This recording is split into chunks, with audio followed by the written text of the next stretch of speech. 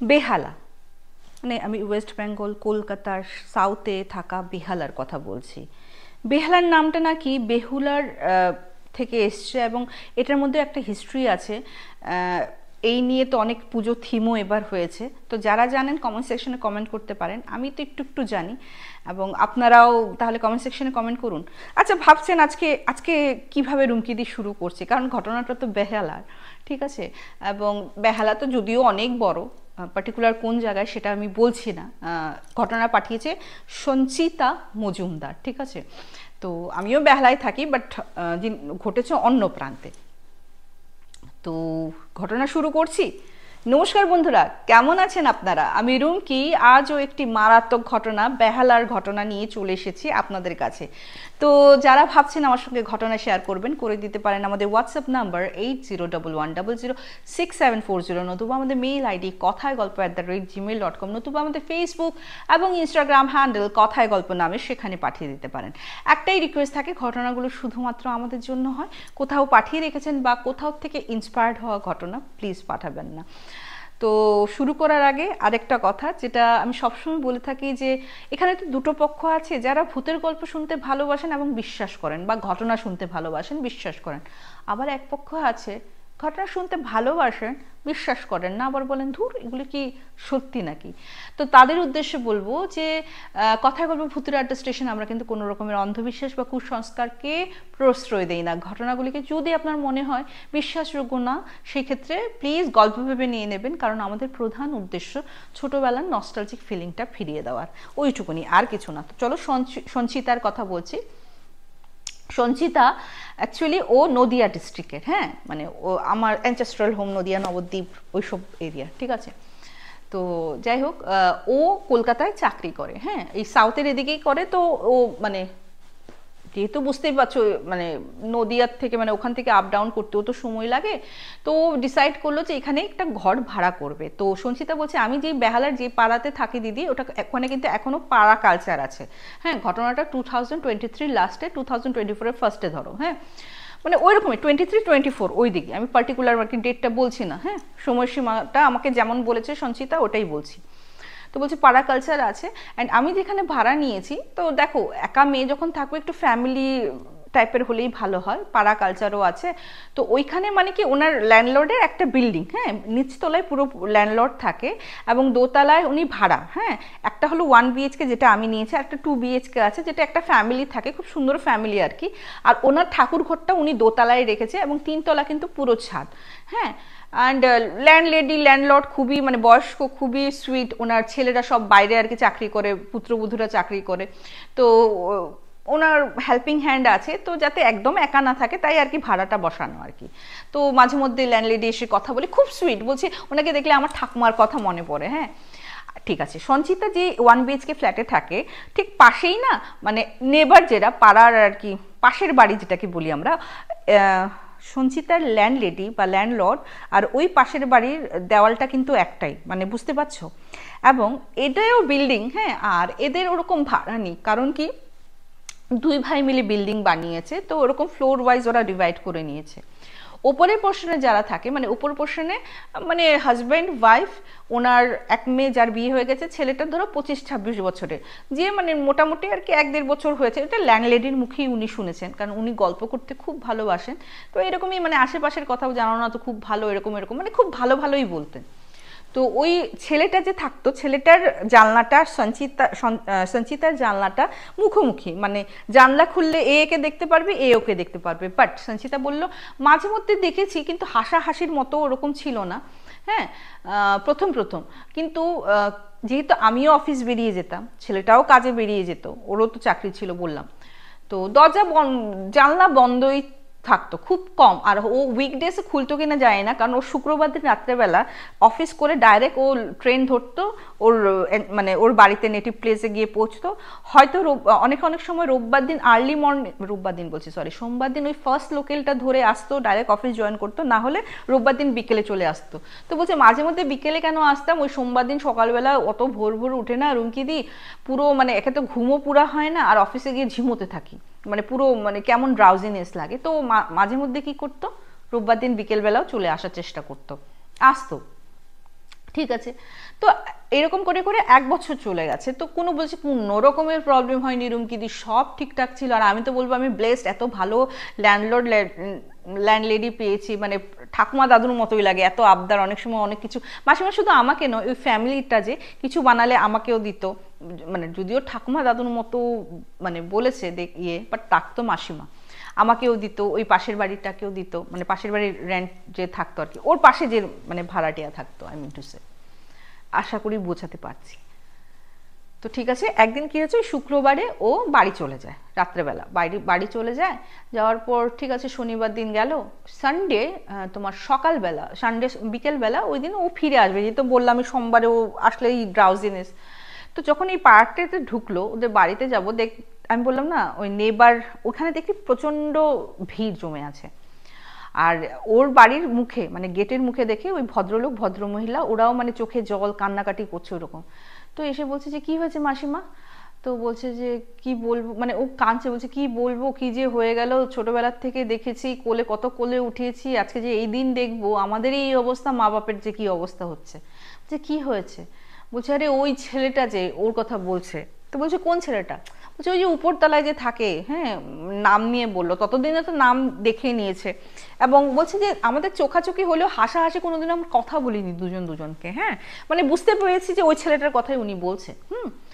বলছে ও জানো না তো কালকে মানে শনিবার দিন দুপুর 1:10 কি 1:15, এটা পোস্টমর্টম রিপোর্টে জানা গেছে, ও ফ্যানের থেকে দড়ি ঝুলিয়ে কাণ্ড করে ফেলেছে, বুঝেছো, নিজের প্রাণটা নিজে নিয়ে নিয়েছে।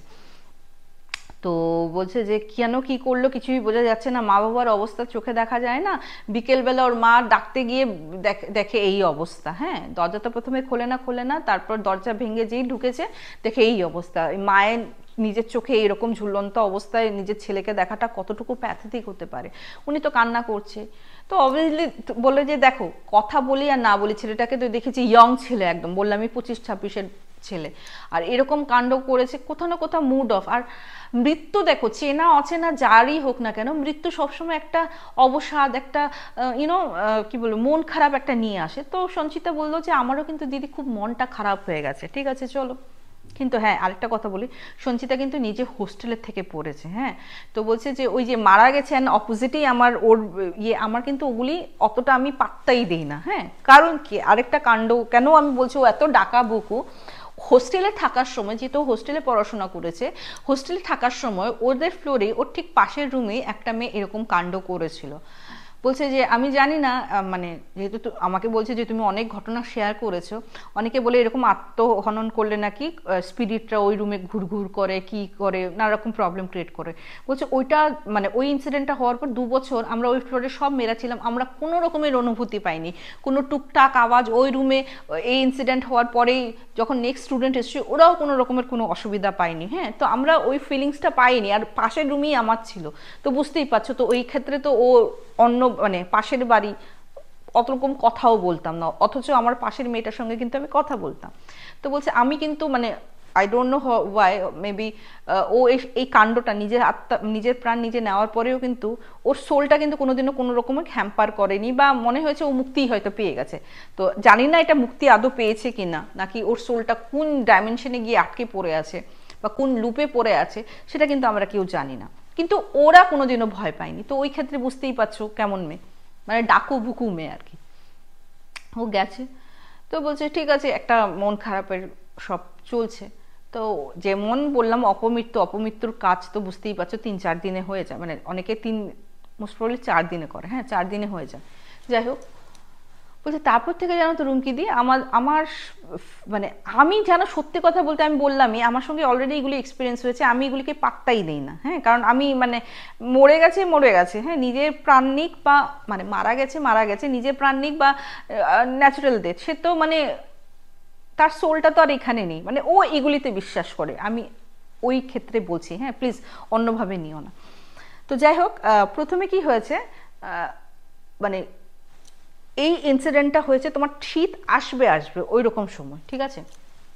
আচ্ছা, কেন কাণ্ড ঘটিয়েছিল, মালিক আস্তে ধীরে যেটা টের পায়, মালিক নিয়ে এসে, আমি বললাম না অনেক রকমেরই গল্প করতো, তো অবভিয়াসলি না সবারই একটা মনে কোয়েশ্চেন থাকে যে এত এত ইয়ং এজে ছেলেটা এরকম কাণ্ড কেন করলো। তখন মালিক বলল যে আস্তে ধীরে জানা গেছে গো, হ্যাঁ, যে ওই প্রেমের একটা রিলেশন ছিল, সম্পর্ক ছিল, ওরকম করে বলছে প্রেমের একটা সম্পর্ক ছিল। হ্যাঁ, মেয়েটা আর কি বলেছিল বিয়ে করো বিয়ে করো। হ্যাঁ, তো ও প্রথমে রাজি হয়নি, কারণ মাত্রই তো চাকরিতে ঢুকেছে, ওরকম স্যালারিও না। হ্যাঁ, সবাই তো নিজের বউকে ভালো করে রাখতে চায়। তো বলছে যে আমাকে 1-1.5 বছর সময় দাও। হ্যাঁ, তো মেয়েটা নাকি অ্যাগ্রি হয়েছিল, ঠিক আছে তুমি 1-1.5 বছর সময় নাও। কিন্তু হঠাৎ মেয়েটা নাকি বলছে ওর বাবা মা বহুত প্রেশারাইজ করেছে, ও একবারে বিয়ের কার্ড নিয়ে হাজির, মানে ওর অফিসে বিয়ের কার্ডটা দিয়ে এসছে। মানে একটা ছেলের জন্য ডেফিনেটলি এটা খুবই কষ্টকর এবং ইয়ে, তো অনেকে হয়তো নিতে পারে না। মানে এখানে আমি কি বলবো কিছু বুঝতে পারি না, মানে কি বলবো আমি। তারপর এই কাণ্ডটা ঘটিয়ে ফেললে, মানে এই জিনিসটাও নিতে পারে না। কিন্তু কি বলবো, আমি সবসময় একটা কথা বলি যে এগুলি সলিউশন নয়। আমি তো সবসময় একটা চ্যালেঞ্জ নিতে বলি যাদের সঙ্গে এরকম হয়েছে, যে ওর থেকেও ভালো লাইফ তুমি লিড করে দেখাও। জিতটা ওই কাজে লাগাও, জিতটা এরকম কাজে না লাগিয়ে ওই কাজে লাগাও, নিজেকে আপগ্রেড করো, নিজেকে আরো উঁচু স্থানে নিয়ে যাও। তো যাই হোক, দেখো এই মাধ্যমে আমি এটাই বলতে পারি, আর আমি এটাই বলবো, কারণ সবসময় পজিটিভ থাকার কথাই আমি বলি। হ্যাঁ, দেওয়ালে পিঠ ঠেকে গেছে, দেওয়ালে পিঠ ঠেকে যাচ্ছে, ঠিক আছে তুমি আবার টার্ন নিয়ে এগিয়ে যাও, ঠিক আছে। আমি এই কথাটাই বলবো, পিঠ ঠেকে গেছে বলে আমি তুমি ওই কাণ্ড করবে আমি কখনো এগুলি বলবো না, বা নিজে তো ভাবিও না, তাই সেই কথাটাই তোমাদেরকে কনভে করি। তো পিঠটা যদি ঠেকে যায়, যেখানে পিঠ ঠেকা না, মুখটা যে সামনে, ওইখান থেকে এগিয়ে যাও, দেখবে কিছু না কিছু ভালো হবেই হবে। যাই হোক, ঘটনাটা শুনলো, শ্রাদ্ধ শান্তি হয়ে যাওয়ার পর অনামিকা যেটা ফিল করলাম, বললো না ঠিক অপোজিটে একটা জিনিস কি বলতো, ওর জানলা যে বন্ধই থাকতো, ওর জানলা মধ্যে মা বাবাও খুলতো না, হতো না, হয় না, মানে মা বাবাও খুলতো না। তো ওর তো 1 BHK ফ্ল্যাট, ওর কিন্তু একটা ছোট্ট ব্যালকানি আছে যেখানে ও কাপড় ঠাপড়ও শুকায়, আর মোটামুটি অনেক সময় দাঁড়ায় গিয়ে। হ্যাঁ, তো যাই হোক, ও একদিন রাত্রেবেলা শুনতে পারে কি ওই ব্যালকানি থেকে কান্নার আওয়াজ, এখন মেল না ফিমেল সেটা জানে না। তো কান্নার আওয়াজ কি হলো বাবা, ও আমি বললাম ডাকু বুকু, ও ডাইরেক্ট ব্যালকানির দরজা খুলে গিয়ে দেখতে গেছে, দেখে কেউ নেই। তো ও ভাবছে হয়তো রাত্রেবেলা বোধ হয়, ওটার জন্য মানে পুরো শুনশান, মেবি হয়তো কোনো জায়গায় কাছে, বা এটাও হতে পারে যেহেতু সদ্য জাস্ট মৃত্যু হয়েছে, মেবি ওনার প্যারেন্টসও কাঁদতে পারে, ওটাই হয়তো এসছে, এখন হয়তো চুপ করে গেছে, ওটা ভেবে ও চলে এসছে, দরজা সরজা বন্ধ করে দিয়েছে। তারপর হলো কি বলতো, পরের দিনের কথা, ওর মোবাইলের ফ্রন্ট ক্যামেরাটা না আপনি আপ ওপেন হয়ে যাচ্ছে। হ্যাঁ, ও কিন্তু আইফোন ইউজ করতো, ফ্রন্ট ক্যামেরা ওপেন হয়ে যাচ্ছে অ্যান্ড আপনি আপ ক্লিক হচ্ছে। তো বলছে যে এই কেমন তোর কথা, ক্লিক কেন হচ্ছে আপনি আপ? তো বলছে যে হয়তো মোবাইল ইয়েতে কোনো প্রবলেম হবে। আরেকটা জিনিস পুরো অবাক হয়ে গেছে, যেহেতু বললাম ও একা থাকে, ওর বেডরুম ঠেডরুম সব বন্ধ করেই তো ও ঘুমায়, তাই না, মানে বেডরুম বলো বা তোমার মানে মেইন দরজা বলো বা ব্যালকনির দরজাটা বলো। ও একদিন না হঠাৎ ওই আপনি আপ স্ক্রিনশট, আমি বললাম না আপনি up flash front camera open হয়ে যায়, ফটো তুলতে থাকে।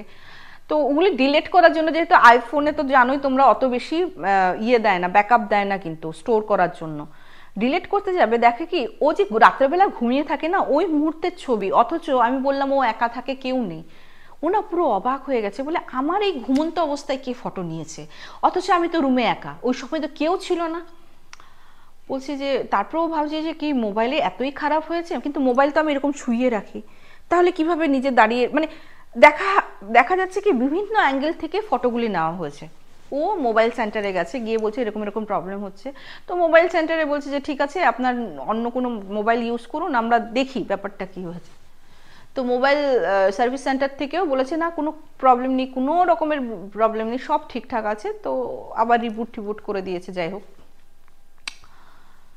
তো আসলো, আসার পর আরেকটা জিনিস কি হয়েছে, অনামিকা যেমন মানে সবসময় যে আর মাছ মাংস, মানে ঘরে তো আমি যাই প্রতি সপ্তাহে, হ্যাঁ, ওখানে তো মাছ মাংস খাই, আর ঘরে কি হয় মানে এইখানে ডাল ডিম অমলেট করে নিই, কোনোদিনও ডিম মানে আলু ভাতে আর ডিম সিদ্ধ দিয়ে খেয়ে নিই, বা অনেক সময় কি হয় রুমকি দিয়ে ওই সয়াবিনের তরকারিটা একটু মাংসের মতো করে নিই, ওটা রুটি দিয়েও চলে যায়, আমার ভাত দিয়েও চলে যায়, একটু বেশি করে করে নিই।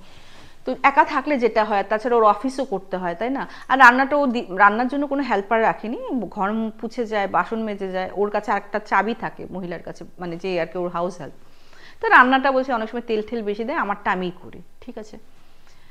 বলছি একদিন যেন তো বিকেলবেলা এসে আমি সয়াবিনের তরকারি বানাবো, এবং মনে মনে ভাবছি একটু মাংসের মতো বানাবো, মানে সব একসঙ্গে করে মাংস যেমন ম্যারিনেট করে ওরকম করে করে একবারে হয়তো প্রেশারে সিটিটা দিয়ে দেবে, তাহলে হয়ে গেল, আর এই রুটি আর কি বানিয়ে নেবে। তো রুটির মাখাটা মেখে রেখেছে আর ওটা ম্যারিনেট করছে, তো ভাবছি কি দইটা দেবে কি দেবে না। হ্যাঁ, তো মাংসের মধ্যে তো দই দেয়, এটার মধ্যে দই দেবো কিনা, বলে স্পষ্ট যেন আমার কানের মধ্যে এসছে, না না দই 2 চামচ দই, 2 চামচ দই দাও, তাহলে পুরো ফ্লেভারটা আসবে।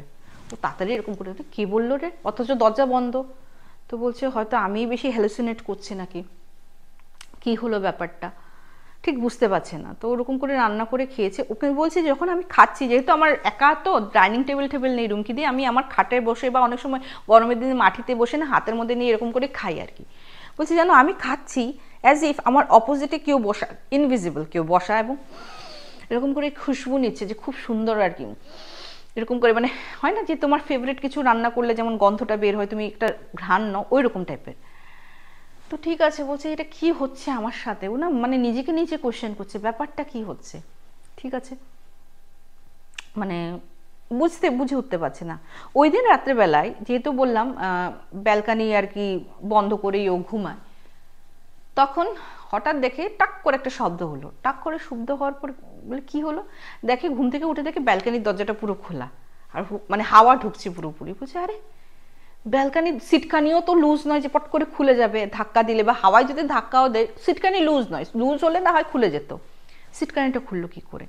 হয় না অনেক সময় যারা মানে স্পেশালি যারা বিশ্বাস করে না ব্যাপারটা ভৌতিকের পর্যায়ে, তো ওরা নিতে নারাজ, মানে ওরা না সবসময়, এটা কিন্তু খুব ভালো জিনিস, আর যখন এটা প্রমাণ হয় এরাই কিন্তু সবচেয়ে থেকে বেশি বিশ্বাস করে, এই সুপার ন্যাচারাল বলো বা ভগবানের অস্তিত্ব বলো, এরাই হয়তো সবচেয়ে থেকে বেশি বিশ্বাস করে। ঠিক আছে, যাই হোক দুপুরবেলাও অনেক সময় সত্যি আমি ভয় পেয়ে যাই, মানে কিছু কিছু সময় হয় না এরকম কিছু কিছু কাণ্ড, সত্যি আমি ভয় পেয়ে যাই। এখনই একটা আওয়াজ হলো, যাই হোক এমনি হতে পারে, ফ্রিজের আওয়াজ হতে পারে, যাই হোক। তো ওরকম নিজে প্রশ্ন করছে। তো পরের দিন ওই ফ্রন্ট ক্যামেরার যে খুলে যাওয়া আপনি ইয়ে হওয়া, ওটা কমলেও কিন্তু পুরোপুরি যে কমেছে তা না। তো ওর মেমোরি যখন ফুল হয়ে যাচ্ছে, মনে হচ্ছে কি এবার যখন মানে নতুনটা লঞ্চ হবে এটাকে এক্সচেঞ্জ করে নতুন আইফোন একটা নিয়ে নেবো, ও আইফোন ইউজ করতে ইউজ টু আর কি। ঠিক আছে, তো হঠাৎ খুলতে দেখে কি আরেকটা রুমের ফটো। বলছি এটা কার রুম, এটা তো আমার বাড়ির মানে নেটিভ প্লেসের রুমের ফটোর ছবি নয়, আমার রুমেরও ছবি নেই। দেখতে দেখতে না হঠাৎ এইটা জিনিস দেখলো, জিনিসটা ফলো করলো যে যেই রুমের ফটো তুলেছে না, জানলা খোলা, এবং জানলার থেকে এদের বিল্ডিং এর ফটোটা তোলা হয়েছে। মানে ওর ধরো পাশের বাড়ি যে বললাম যেই ছেলেটা মারা গেছে, ওর রুম থেকে অ্যাঙ্গেল ওয়াইজ ফটো তুললে যেরকম হয় না, ওই বিল্ডিংটা দেখা যাচ্ছে। অথচ অনামিকা বলছে সরি, সঞ্চিতা থাকছে এতদিন ধরে, ও কিন্তু কোনোদিনও ওদের বাড়িতে যায়নি। আমি বললাম না ওরকম যাওয়ারও তো প্রয়োজন নেই না, ল্যান্ডলেডির সঙ্গে ওদের ভালো রিলেশন, ওরা যাবে আসবে এটা আলাদা কথা, ওরা থোড়ি না ইয়ে করবে। ওর না কোথাও না খটকা লাগলো, এই রুমের ফটোটা কার, কোথাও না কোথাও। এখন না যেমন ও বলছে যে এটা মানে ওই বাড়ির ছবি না, তো কাকে দেখাবে, তো ল্যান্ডলেডি যেহেতু আমি বললাম যাওয়া আসা আছে ওনার কাছে গেছে, বলছে দেখুন তো মাসি এই ঘরটা আপনি চেনেন। বলছে হ্যাঁ তো এইটা তো ওই ছেলেটার রুম, আমরা তো গেছিলাম ওর রুমে, হ্যাঁ ওর রুম, ছোটবেলার থেকেই তো যাওয়া আসা আছে, ওই রুম, আরে এই কালারটা তো ওর রুমের, তোমার এই ছবি তোমার থেকে আসলো কি করে। ওনা ফ্যাল করে ল্যান্ডলেডির দিকে তাকিয়ে আছে। বলছে কি হয়েছে বলো তো। বলছে আপনি তো জানেন ওদের বাড়িতে আমি কোনোদিনও যাই না। বলছে না তুমি তো যাওনি কোনোদিনও, যাবেই বা কেন, তুমি তো চেনোই না। বলছে হ্যাঁ, আমার ফোনে মাসিমা এরকম হচ্ছে, রাত্রেবেলা আমি ঘুমিয়ে থাকলে দেখি আমার ঘুমন্ত অবস্থায় ফটো তোলা, আমি সার্ভিস সেন্টারে নিয়ে গেছি। বলছে না আপনার ফোন ঠিক আছে।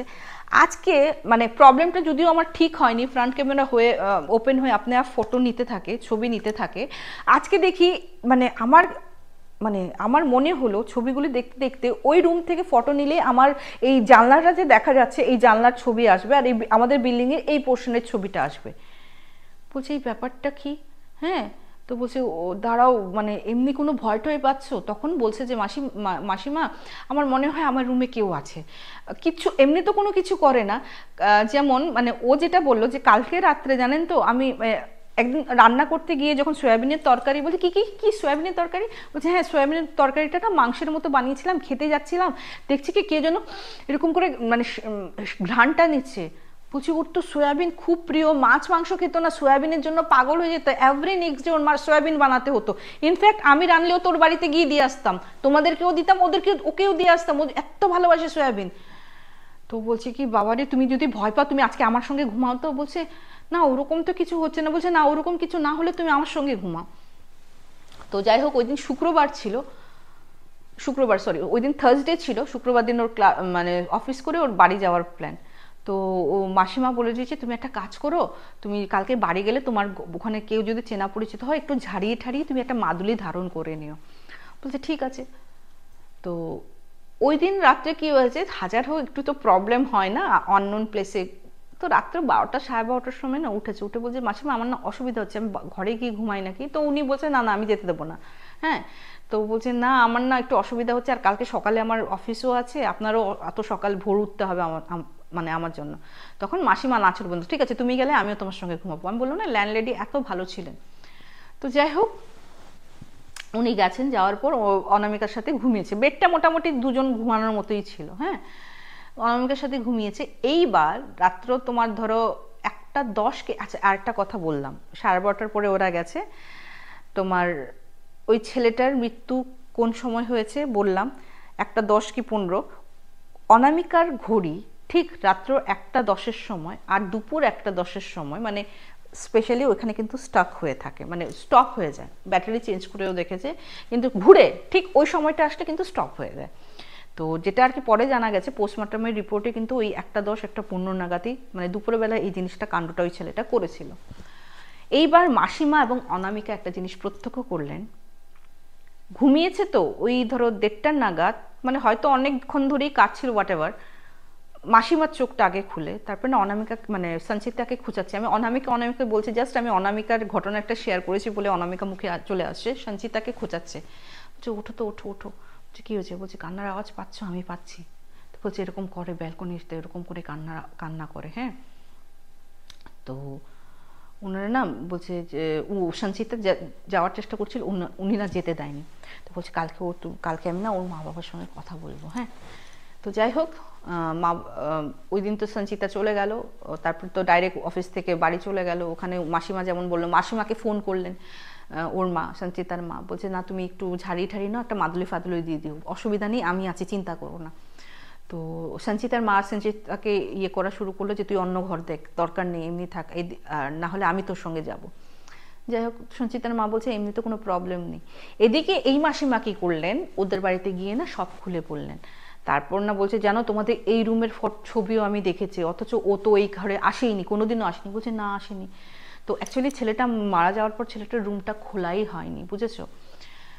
তো বলছে যে তুমি ছেলের রুমে ঢুকেছিলে নাকি? বলছে না আমি আর ঢোকার সাহস পাইনি, যাইনি। তো বলছে না ওর রুমটায় যাও, গিয়ে ইয়ে করো, পারলে একটু পূজা পাঠ করা ওর রুমের মধ্যে। হ্যাঁ, কিছু তো একটা হচ্ছে। হ্যাঁ, তো যাই হোক ওই দিন মাসিমার কথা শুনে নাকি ওর রুমের দরজা জানলা সব খুলে দিল। হ্যাঁ, আলো বাতাস আসছে এবং ডিসাইড করলো একটা কীর্তন দেবে আর কি। আর এটাও বললো যে ওর নামে গিয়ে পিণ্ডদান করে আসবে, যেহেতু অপমৃত্যু। যাই হোক এইসব কীর্তন ফির্তন করা হলো, তখনও কিন্তু ওরা পিণ্ডদান দিতে যায়নি, কীর্তন দেওয়া হলো। তো প্রত্যেকদিন মাসিমা বলছে প্রত্যেকদিন তোমার ওর দরজাটা না খোলামেলা রেখো। তো তারপর যখন সানডে ব্যাক করলেন, এবার কিন্তু ওর মা আসলেন সঞ্চিতার সঙ্গে, এবং সঞ্চিতাকে পুরো ঝাড়িয়ে ঠাড়িয়ে শনিবার দিন ঝাড়িয়ে ঠাড়িয়ে ওকে যা যা জল পড়া ঠরা দেওয়ার একজনের থেকে নিয়ে দিয়ে এসছে। সঞ্চিতার মা আসার পর কিন্তু আর কোনো রকমের প্রবলেম হলো না। এবং সঞ্চিতার মা পরে যখন সঞ্চিতার মা বলছে এটাও হতে পারে যেহেতু ঝাড়া হয়ে গেছে, তোকে ঝাড়ানো হয়েছে, ঠাকুরের ফুল টুল মাদুলি আছে, তাই আর কোনো ভয় নেই। তো উনি নিশ্চিন্ত হয়ে পরে আবার নদিয়াতে ব্যাক করলেন।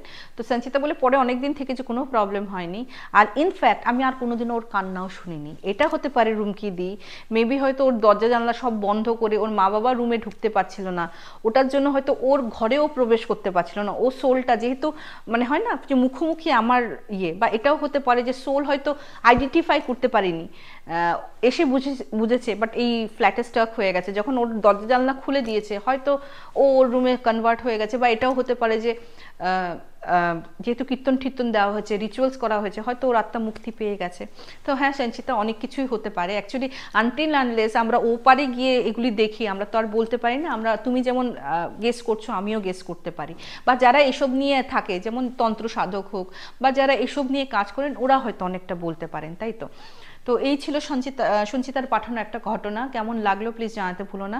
দেখো, যারা ঘটনা পাঠায় তোমাদের জন্য পাঠায়, নিজের ভয়ের এক্সপিরিয়েন্স তো শেয়ার করে, প্লাস আমরা কি কি প্রিকশন নিতে পারি, হ্যাঁ ওইগুলি বলে। বা ওনার সেই মুহূর্ত তোমাদের সঙ্গেও যদি এরকম কোনো কিছু ঘটে, তোমরাও তোমরাও আমাদের সঙ্গে শেয়ার করো, হয়তো অনেক সলিউশন, মানে ওইরকম না, আধ্যাত্মিক দিকে বলছি না, ভগবানের নাম জপ করা, এখানে যেমন হরির নাম সংকীর্তন দিয়ে অনেকটা রিলিফ পেয়েছেন ওনারা। যাই হোক, এই ছিল সঞ্চিতার পাঠানো ঘটনা। তো যারা ঘটনা পাঠাতে চাইছো পাঠিয়ে দিতে পারো আমাদের হোয়াটসঅ্যাপ নাম্বার 8011006740, বলেই দিয়েছিলাম আগে। তো পাঠিয়ে দিও, সাবস্ক্রাইব যারা করোনি সাবস্ক্রাইব করে নিও। আর প্রতি মঙ্গল এবং শুক্রবার ঠিক দুপুর 3টায় চলে আসি এপিসোড, এবং শনিবার রাত 10টায় কিন্তু আমি লাইভে আসি। জীবনের 1001 গল্প দেখতে ভুলো না। আজকের এপিসোডটা বন্ধুগণ আমি এখানেই শেষ করছি, খুব তাড়াতাড়ি দেখা হবে। Till then bye bye, see you soon, নমস্কার।